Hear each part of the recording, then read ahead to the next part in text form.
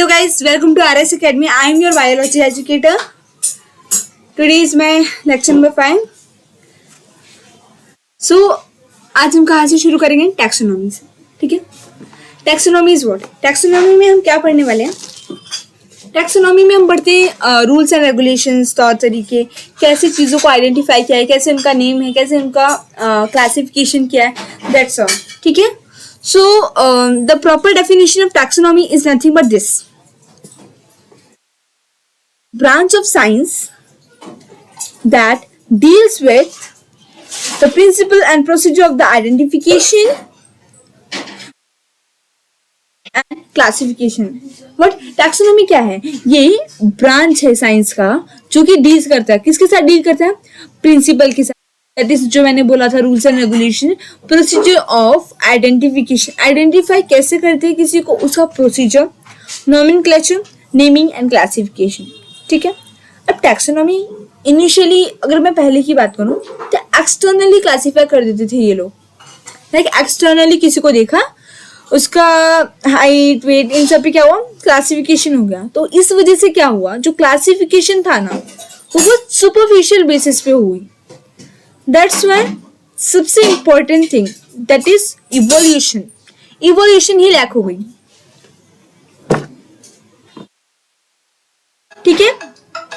अब evolution lack होने की वजह से ये जो सिस्टमैटिक में क्या हुआ कि कोई भी चीज लाइक अब आप जब भी आइडेंटिफाई करें किसी का नॉमेनक्लेचर करना है, किसी को क्लासीफाई करना है, सबसे इंपॉर्टेंट थिंग. तो डायरेक्टली कैसे किसी को क्लासीफाई कर सकते हैं कि कौन किसकी फैमिली से बिलोंग करता है, किसका कौन वैरायटी है, कौन किसका ओरिजिनल स्पीशीज है. दैट मीन्स उसमें इवोल्यूशन इज मोस्ट इम्पॉर्टेंट कि कहाँ से क्या शुरू हुआ है. इवोल्यूशनरी बेसिस पे आपको सब करना पड़ता है. तो सिस्टमैटिक्स में यही हुआ कि साइंस दैट डील्स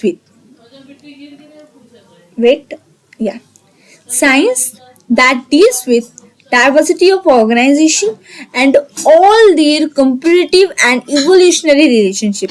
Systematics में क्या होता है, सब कुछ properly evolutionary relationship के basis पे हुआ था. That means यहाँ पर हमने properly देखा. अब देखिए टैक्सोनॉमी की जब मैंने बात की तो सबसे important और सबसे मेन क्वेश्चन क्या है कि why do I need taxonomy? मुझे टैक्सोनॉमी की जरूरत है क्यों? हमें टैक्सोनॉमी की जरूरत पड़ी क्यों? क्या जरूरत है? बिल्कुल है. Because of this biodiversity. Bio means what? Living.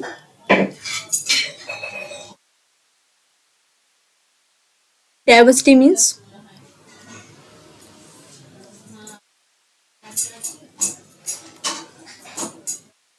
Variation.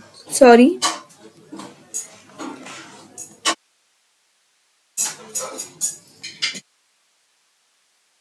yeah.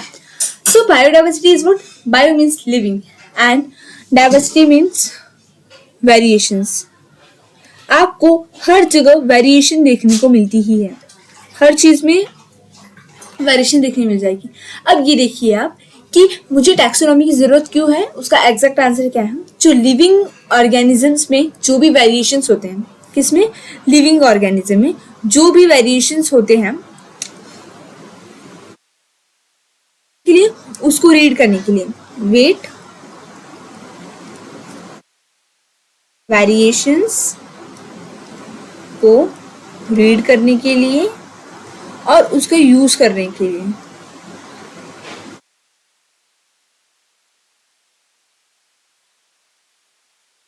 ठीक है. क्या मैंने क्या बोला आपको कि लिविंग बींग में जो भी वेरिएशंस हो रहे हैं उसको रीड करना है. अब आपको पढ़ाई करनी है लाइक क्या वेराइटीज है, कैसे वेरिएशंस हो रहे हैं और उसका यूज करने के लिए. अब बोले कि ma'am read is okay, we all, हम सब पढ़ते हैं. व्हाट इज यूज क्या करना है हमें इसका? ऑफ कोर्स आपको यूज नहीं है, बट साइंस में ये बहुत ज्यादा इंपॉर्टेंट है. लाइक उसका यूज हम क्यों करते हैं मैं बताती हूँ. एक सबसे अच्छा एग्जाम्पल दे रही हूँ आपको. नॉर्मली मैं एग्जाम्पल दे रही हूँ हमारे डे टू डे लाइफ पे. लाइक जस्ट इमेजिन कि राइस है. ठीक है. पूरे वर्ल्ड की राइस खराब हो गई है. राइस ले लीजिए या फिर आप कुछ और ले लीजिए. यू कैन आप लोग मिर्ची ले लीजिए. राइस ही सही है आई थिंक. अब राइस क्या हो गई है, पूरे वर्ल्ड की समझो खराब हो गई है.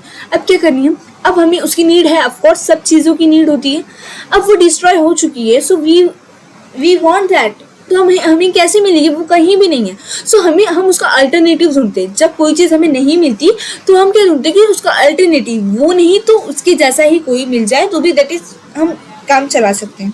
ठीक है, तो अब उसका अल्टरनेटिव कैसे बनाएं? किसी का अल्टरनेटिव बनाने के लिए उसकी कुछ अल्टरनेटिव मीन्स ये नहीं कि एग्जैक्टली एकदम डिफरेंट, दैट मीन्स बहुत सारी सिमिलैरिटी होती है। ठीक है, अब जैसे आपको राइस का अल्टरनेटिव चाहिए तो उसके ही लाइक राइस उसका ओरिजिनल स्पीशीज रहेगा, उसकी वैरायटीज, उसके कुछ सिमिलैरिटीज उसमें रहनी चाहिए, उसके ही कुछ गुणे रहने चाहिए, उसके ही कुछ मतलब बहुत सारी चीज़ें सेम रहेंगी। तो बोलेंगे हाँ ये इसका अल्टरनेटिव बन सकता है, मैं इसकी जगह इसे भी यूज़ कर सकती हूँ और सेटिस्फाई हो सकती हूँ। ठीक है, जस्ट फॉर दैट। अब आपको बताना चाहती हूँ that is what is IUCN। IUCN is international union of conservation of nature and natural resources. ठीक है, ये क्या इंटरनेशनल यूनियन है, इसमें क्या होता है, कंजर्व करते हैं हम नेचर एंड नेचुरल रिसोर्सेज। अब देखिए IUCN ने क्या बताया था, सबसे इंपॉर्टेंट थिंग IUCN ने ही बताया था। किसने? IUCN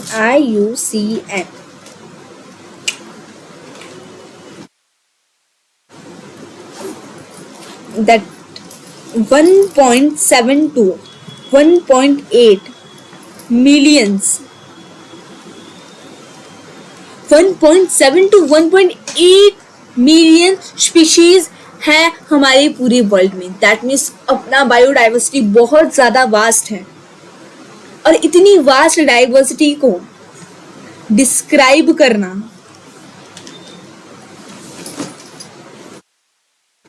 आइडेंटिफाई करना,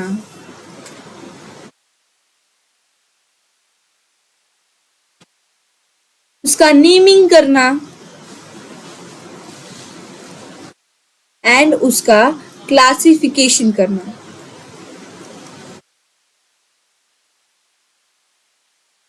that all comes under taxonomy. That's why we need taxonomy. इसलिए हमें taxonomy चाहिए। ठीक है, उसके वेरिएशंस को रीड करने के लिए, यूज करने के लिए, अल्टरनेटिव्स एंड ऑल बनाने के लिए IUCN ने हमें क्या बताया कि 1.7 to 1.8 मिलियन स्पीशीज हैं। ठीक है, उनको डिस्क्राइब करना, उनको आइडेंटिफाई करना, ये बहुत मामूली सी बात नहीं है।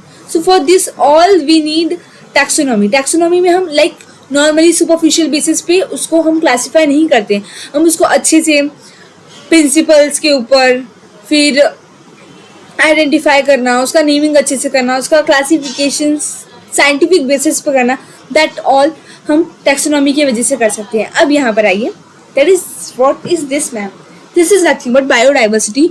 अब इसमें मैं आपको 4 चीज़ें दिखाई दे रही हैं।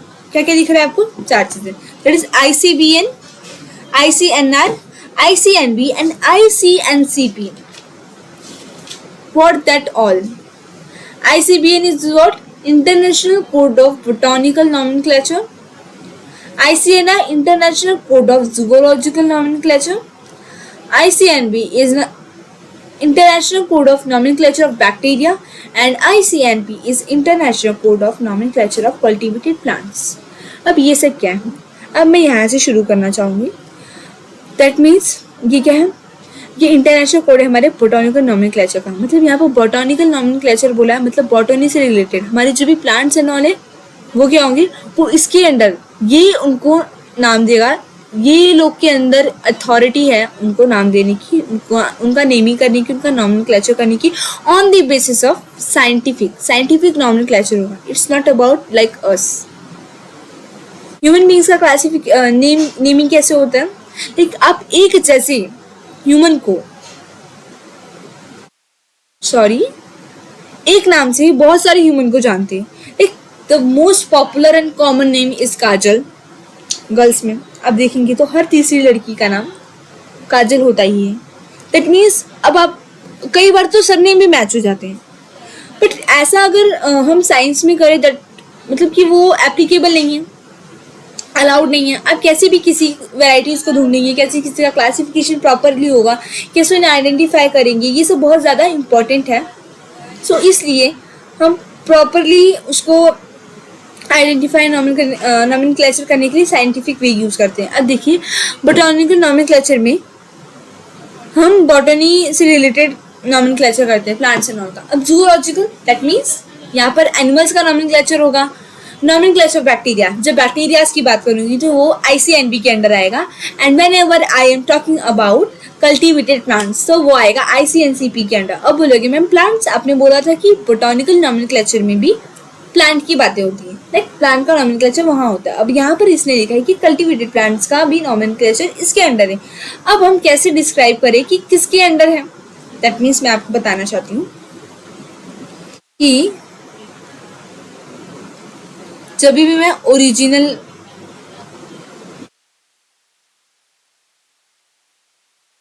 प्लांट है, लाइक एक चीज की वैरायटीज होती है, तो कोई भी ओरिजिनल है प्लांट तो वो आएगा बोटैनिकल नॉमेनक्लेचर के अंदर। बोटैनिकल ICBN उसका क्या करेगा, नॉमेनक्लेचर करेगा। बट अगर उसी ओरिजिनल स्पीशीज की वैरायटीज की बात करूं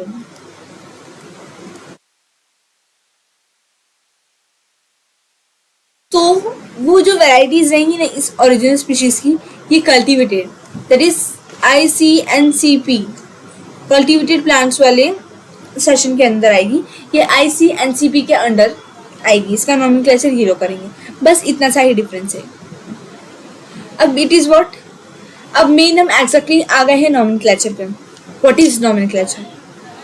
अब मैं जब नॉमेनक्लेचर की बात कर रही हूँ, बायोनॉमियल बायोलॉजी में कैसे नॉमेनक्लेचर हुआ है, ये प्रपोज किसके द्वारा किया गया है? It is proposed by Caspar Bauhin in Pinax नाम की इनकी बुक थी, जिसमें इन्होंने 1623 में बायोनॉमियल नॉमेनक्लेचर सजेस्ट किया था। इसमें सबसे बड़ा बायोनॉमियल नॉमेनक्लेचर में सबसे बड़ा रोल कौन प्ले कर रहा है? अब आप इन्हें जानते हैं, कैरोलस लिनानियस। अब मैं इनके बारे में आपको अच्छे से बताती हूँ।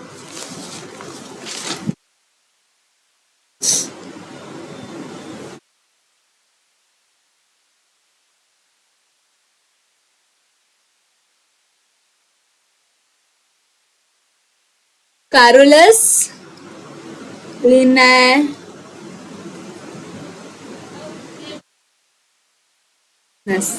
अब देखिए इन्होंने क्या किया था, इन्होंने बहुत बड़ा रोल प्ले किया गया। सबसे पहले आपको मैं बताना चाहती हूँ कि यहीं पे हमने देखा कि binomial nomenclature proposed by Caspar born. इन्होंने क्या किया, अपनी पिनेक्स नाम की बुक में प्रपोज किया हमें किसके बारे में, बायोनॉमियल नॉमेनक्लेचर के बारे में। इसके बाद आए हमारे कैरोलस लिनानियस। अब इन्होंने क्या किया, फर्स्ट ऑफ ऑल जो कंसेप्ट दिया था हमारे किसने, बोहिन ने। बोहिन की जो भी कंसेप्ट से इन्होंने बहुत ज्यादा काम किया उस पर। कॉन्सेप्ट गिवन बाय बोहिन, उन्होंने उस कॉन्सेप्ट को क्या किया, डेवलप किया।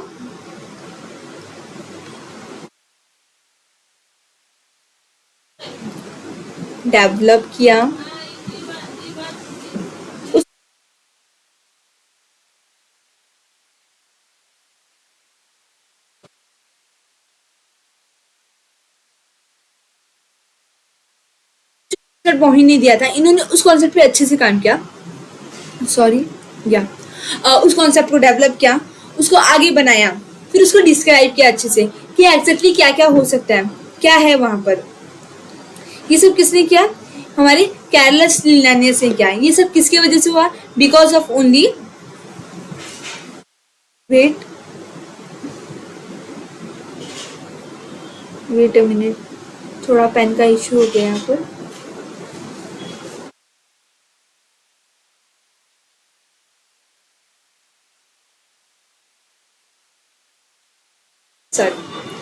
सो हमारी कैरोलस लिनानियस ने जो भी कंसेप्ट था उसको डेवलप किया, उसको आगे बढ़ाया। उसका पहले उन्होंने अच्छे से स्टडी किया, उसको अच्छे से डेवलप किया, फिर उसको बनाया अच्छे से कि एग्जैक्टली कंसेप्ट क्या बोलना चाहता है, फिर उसको डिस्क्राइब किया हमें बताने के लिए।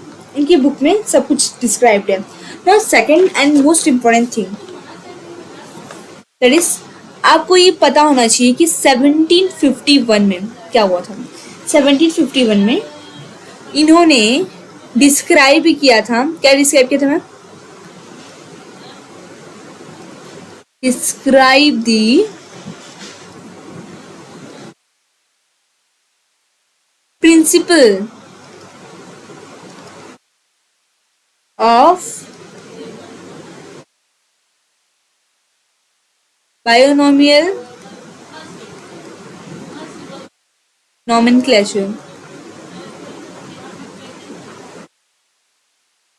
सो 1751 में लिनानियस ने क्या किया, जो प्रिंसिपल था बायोनोमियल नॉमेनक्लेचर का, उसको एकदम प्रॉपरली डिस्क्राइब किया। ठीक है, आपको the most important thing, he is father of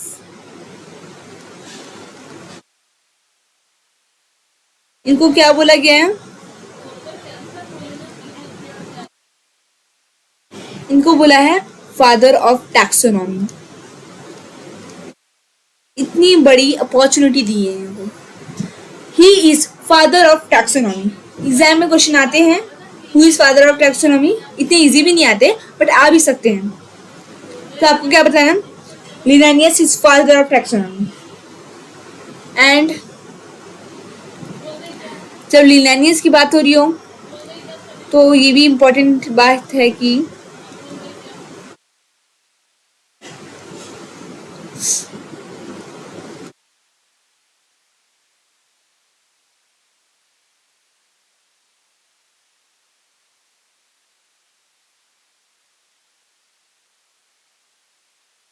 इन 53 में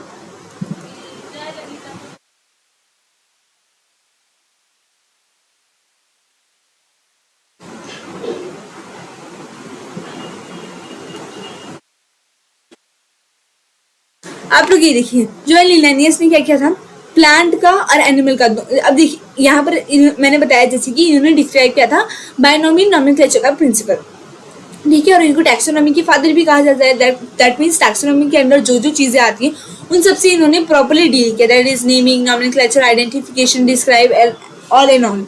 तो यहाँ पर आप लोग देख सकते हैं कि जो प्लांट और एनिमल दोनों का नॉमेनक्लेचर इन्होंने किया था। तो इसमें जो प्लांट का नॉमेनक्लेचर ये आपको कहाँ मिलेगा, ये आपको स्पीशीज प्लांटेरम नाम की बुक में मिल जाएगा। एंड एनिमल का मिलेगा सिस्टम नेचरे। तो ये दोनों इंपॉर्टेंट पॉइंट है, you have to write it. Plants is comes under species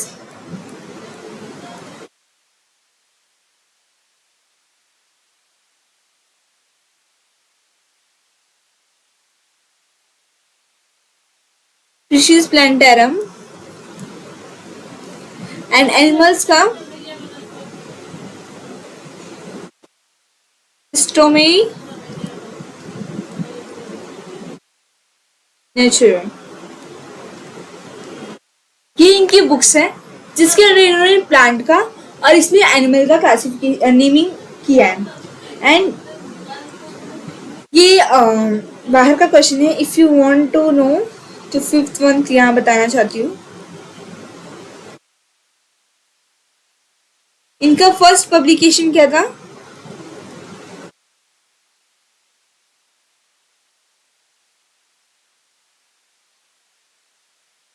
Hortus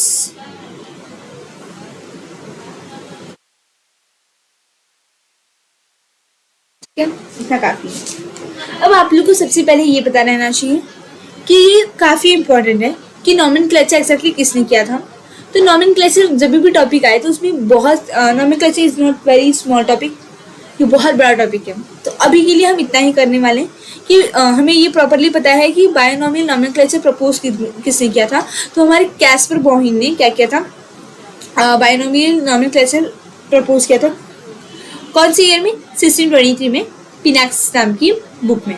अब क्या, जो हमारे कार्लस लिनानियस थे, इन्होंने क्या किया, इन्होंने ये कंसेप्ट को डेवलप किया, बनाया अच्छे से और उसको डिस्क्राइब किया। 1751 में इन्होंने डिस्क्राइब किया क्या, principal of binomial nomenclature. Binomial nomenclature का प्रिंसिपल इन्होंने डिस्क्राइब किया। इनको ही कहा जाता है father of taxonomy. Father of taxonomy कौन है, हमारे लिनानियस। अब इन्होंने प्लांट का और एनिमल का दोनों का अच्छे से बायोनोमियल नॉमेनक्लेचर किया था। इनकी इस बुक में लाइक स्पीशीज प्लांटेरम में आपको प्लांट का मिलेगा एंड सिस्टमी नेचुरल में आपको एनिमल का मिलेगा. Now fifth one and last one is first publication of Linnaeus is Hortus. Okay, so first हमने टैक्सोनॉमी पढ़ा था, फिर हमने सिस्टमेटिक वे में देखा था कि क्या इवोल्यूशनरी बेसिस पे कैसे टैक्सोनॉमी हुई, लाइक वही लैक कर रही थी हमारे टैक्सोनॉमी में. अब यहाँ पर क्या बायोडाइवर्सिटी जो मैंने अच्छे से एक्सप्लेन किया, bio means living and diversity means variations. तो हमें टैक्सोनॉमी क्यों ज़रूरी है? बिकॉज लिविंग बीइंग में जो भी वेरिएशंस आते हैं उनको रीड करने के लिए और उनको यूज़ करने के लिए हम टैक्सोनॉमी का यूज़ करते हैं. अब IUCN ने हमें बताया है, दैट मीन्स IUCN ने पब्लिश किया था, that is 1.7 to 1.8 million species हमारे वर्ल्ड में है. इतनी वास्ट बायोडाइवर्सिटी के साथ हम रह रहे हैं, उनको डिस्क्राइब करना, आइडेंटिफाई करना, नेमिंग करना, क्लासिफिकेशन करना, that's all comes under a world taxonomy section. Okay, so biodiversity का हमने ये देखा कि ICBN, ICNR, ICNB and ICNCP इन सबका अपना अपना काम है. दैट मीन्स ये नॉमेनक्लेचर जो हमारा बॉटनिकल नॉमेनक्लेचर की प्लांट्स के अंदर है, इसके अंदर प्लांट्स का नॉमेनक्लेचर होता है. जूलॉजी के अंदर हमारे एनिमल्स का होता है नॉमेनक्लेचर. ऑफ बैक्टीरिया में बैक्टीरिया का नॉमेनक्लेचर एंड कल्टिवेटेड प्लांट्स में जो हमारे ओरिजिनल स्पीशीज होते हैं प्लांट के, उनके वेरिएशंस का होता है. ठीक है, फिर हमने नॉमेनक्लेचर देखा. बस आज के लिए इतना. कल हम नॉमेनक्लेचर का आगे का पार्ट देखेंगे कि व्हाट्स नेक्स्ट, उसके बाद क्या है, हमें और कितना नॉमेनक्लेचर में क्या करना है, फिर हम टैक्सोनॉमी हायरार्की देखेंगे एंड ऑल.